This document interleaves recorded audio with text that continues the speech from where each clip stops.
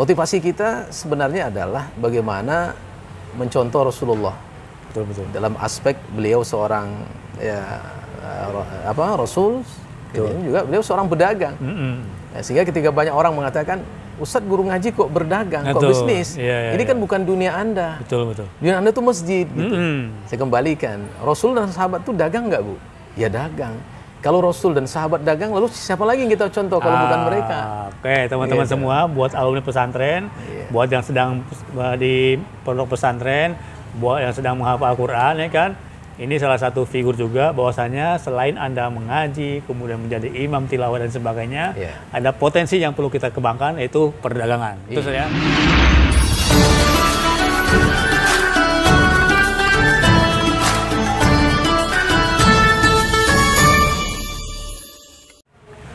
Assalamualaikum warahmatullahi wabarakatuh. Waalaikumsalam. Masya Allah teman-teman semua, dari Sabang sampai Merauke, dari Malaysia hingga Andalusia, subhanallah. Bersama saya ada Pak Ustadz Saifullah ya. Beliau adalah owner dari Miso Pak Imam. Apa kabar Ustadz? Alhamdulillah. Alhamdulillah sehat, ya. Alhamdulillah. Jadi teman-teman perlu diketahui bahwa sekian tahun lalu saya ke sini, itu ada kedai, mohon maaf sedikit kecil ya. Kecil di sana, nah, kita mampir sedikit lah, kita nyobain misonya. Kemudian sekian lama tak jumpa, tetap kenal di dunia maya, kenal lewat nama-nama beliau ya kan, subhanallah. Dan bertemu saat ini, luar biasa, tempatnya sudah luas, kemudian bersih.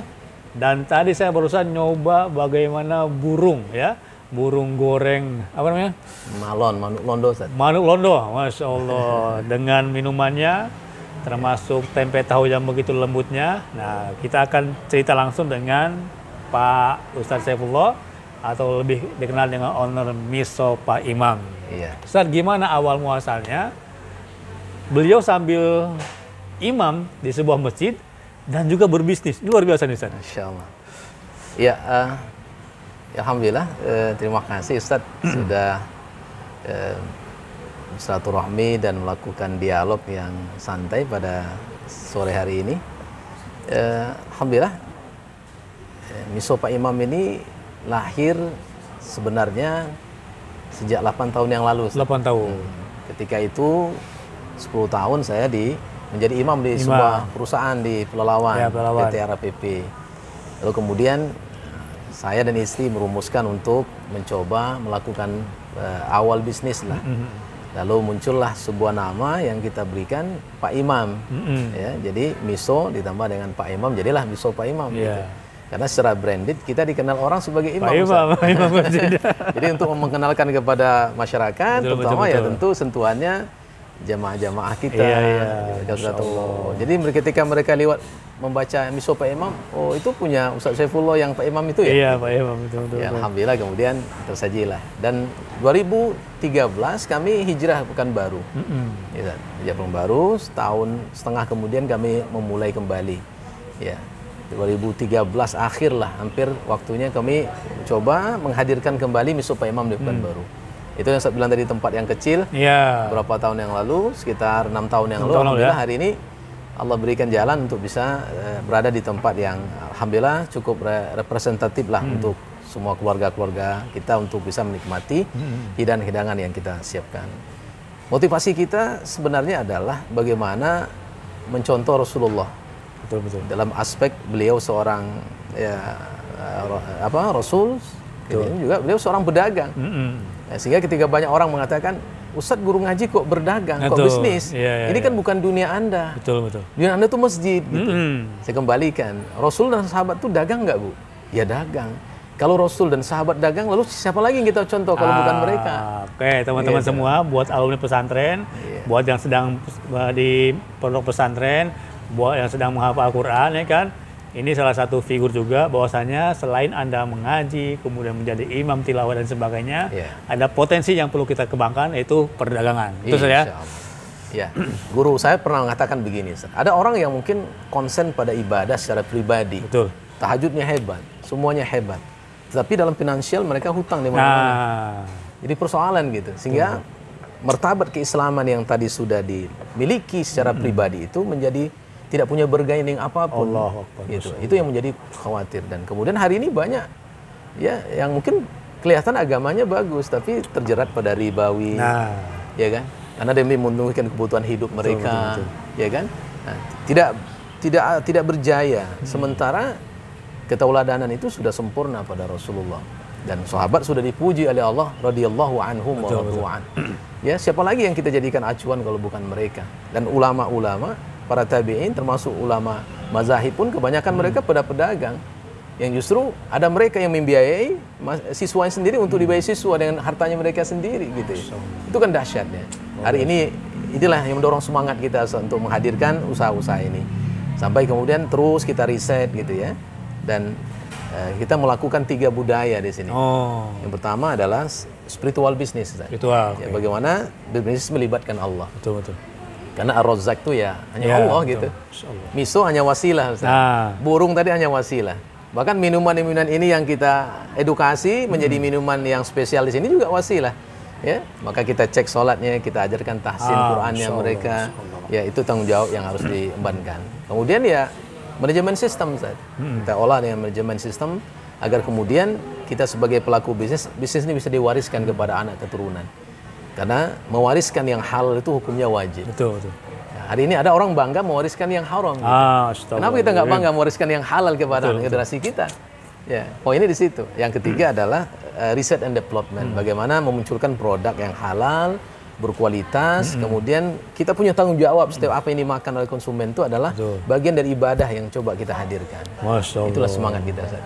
Ini termasuk minuman juga nih ya? Ya, minuman spesial, Ustaz, karena ini adalah produk Muslim juga yang kemudian kita riset dalam bentuk minuman-minuman. Ya, serba kurma, Ustaz. Dari teman-teman, saya minum apa nih? Itu teh hijau ya? Teh hijau, ya. Teh hijau. Itu namanya Tamar green tea, Ustaz. Ada kurmanya dan teh hijau. Ya, kita juga punya minuman spesial untuk ibu-ibu nih. Ini manjakani ini hanya spesial ibu-ibu ini. Itu bapak-bapak nggak boleh minum nih.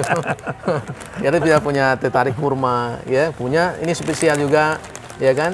Tamar koko ini juga spesial. Itu hadir semua di sini, Ustaz. Dalam sajian-sajian yang luar biasa. Ya, ini juga. Jadi orang taunya kurma itu cuma sekedar buah kurma kemudian dimakan. Iya. Ternyata sekarang sudah berupa minuman. Minuman. Ya kan? Minuman. Nah, ini contohnya adalah ini apa namanya tamar teh tarik, kurma dan teh tarik gitu, Ustaz. Jadi ada unsur kurma semua, Ustaz. Ya, karena kurma itu dari adalah Malaysia nih ya. Ya, produk ini dia dari Malaysia tapi sudah ada BPOM di Indonesia. Dan kemudian kita kembangkan di sini, Ustaz, insyaallah. Bisa diminum dingin dan juga panas ya? Bisa dingin, bisa panas, Ustaz.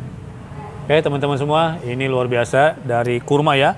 Kurma dengan teh hijau dan juga ada kurma plus kopi. Iya. Saya belum minum, cuman penasaran sekali ya kan. Nanti kita bisa lihat lagi ya bagaimana kelanjutannya. Kemudian juga terakhir, Ustaz. Iya. Terakhir buat para pemuda. Iya. Buat para pemuda khususnya yang alul masjid, yang sudah ngaji. Tapi dalam keadaan tadi dia sudah qanaah, sudah cukup, tapi enggan buat berdagang. Ada tipsnya, Ustaz? Iya, kita tahu bahwa mubasyirina bil jannah, para sahabat 10 orang yang dijamin surga itu 9 diantaranya aunia, orang-orang kaya. Dan kita tahu bagaimana antara mal, harta itu adalah yang disebut Allah dalam makna kesungguhan jihad yang luar biasa. Ya, sehingga kemudian kita sebagai seorang pemuda muslim tidak boleh memisahkan antara ya ibadah kita secara pribadi dengan muamalah kita dalam makna bisnis, itu nggak boleh dipisahkan.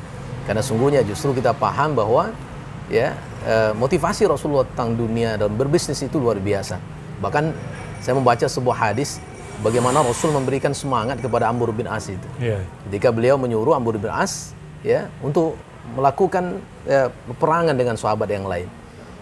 Lalu Nabi mengatakan, berperanglah engkau ya Amr bin As ya. Engkau akan mendapatkan kehormatan dan engkau akan mendapatkan ghanimah. Allah. Ya kan? Tiba-tiba kemudian Amr bin As mengatakan, ya Rasulullah, aku tak pernah terbetik niat berperang ini untuk mendapatkan ghanimah. Lillahi ta'ala saja, untuk memuliakan Islam, ya, tidak pernah terbetik karena dunia. Tetapi kemudian Rasul pesankan kepada Amr bin As, ya Amru, ni'mal mal, ya, ni'mal malis salih lil mar'is salih. Sebab harta yang baik itu di tangan orang yang saleh.